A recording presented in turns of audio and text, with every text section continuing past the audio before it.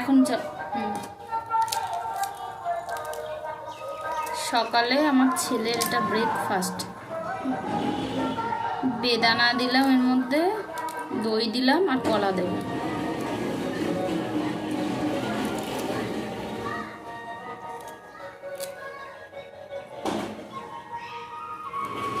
যারা মিষ্টি পছন্দ করে তারা মধু দেবে, মধু দিয়ে খাবে।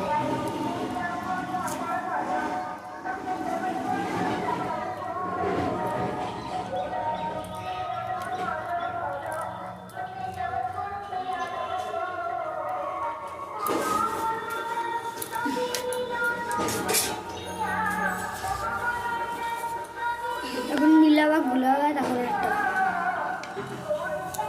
হচ্ছে কাটুন। এর মধ্যে ওটসও দেওয়া যায়, যারা ওটস খেতে ভালোবাসে তারা